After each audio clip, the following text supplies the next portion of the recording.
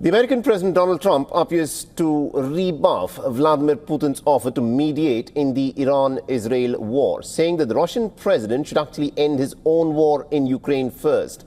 Now, Trump's latest statement appears to be a shift in his approach towards Moscow's involvement in nuclear talks with Iran. Now, Trump issued a statement on Iran, telling Iran's allies that his patience has come to its tail end and that it is too late to now come to the negotiating table. Listen in. You know, Russia, Ukraine is so stupid. Would have never happened if I was president. You guys agree with that, right? Would have never happened if I was president. Putin would have never done it. And I spoke to him yesterday, and I said, you know, he actually offered to help mediate. I said, do me a favor. Mediate your own. Let's mediate Russia first, okay? I said, Vladimir, let's mediate Russia first. You can worry about this later. Now, earlier on Sunday, Donald Trump and Putin, remember, held a phone call speaking about the escalating war in West Asia. The Russian presidential aide informed about Trump's optimism that Iran could agree to a nuclear deal and also the possibility of Russia helping Washington in the process. In his interview to ABC News, Trump had said that he was open to Russia serving as a mediator. It's taken just 3 days for the American president to do a complete U-turn in his stand both on Iran and also on the possibility of Vladimir Putin as a mediator.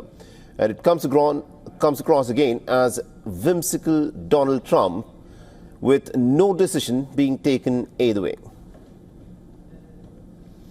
All right, now joining us over the phone line, we've got our correspondent Susan Tehrani, who's been tracking all the developments very closely for us. Susan, this is a bit of a back and forth by the American president. He wants to get involved as a mediator in the Russia-Ukraine war, but he's not very pleased with the possibility of Vladimir Putin mediating for some kind of a solution between Iran and Israel, which is backed by the United States. Yes. Well, regarding Russia and Ukraine, the United States was, as you mentioned, directly arming Ukraine and continues to arm Ukraine. And it was Ukraine that asked the United States to be a mediator between itself and Russia. The difference here is Russia is not a party to the conflict between Israel and Iran, and neither is the United States. So there's sort of a geopolitical and geostrategic difference between the two. But nonetheless, it appears that, you know, if there was mediation needing to be involved, it would have been between Israel and Iran, because the United States is not a party to this conflict. Now, regarding the Iran nuclear deal, we can talk about that. I think that's where Vladimir Putin could have sort of brought the two sides closer together, like Oman has, for example, in the past, and other countries, like Qatar has offered to mediate. But it appears that the time for negotiation, at least from the view of Washington, that timeline was getting very small. And at this point, it doesn't seem to be like an appetite for any kind of negotiated settlement. And I think it was interesting that President Trump today said that what we saw 5 days ago, 6 days ago when the war started is very different than what we see right now, and things seem to be very different.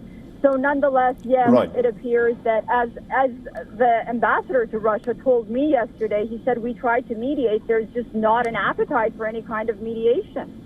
Interesting. No appetite for mediation. But very quickly, Susan, the American president is now demanding for an unconditional surrender by Iran.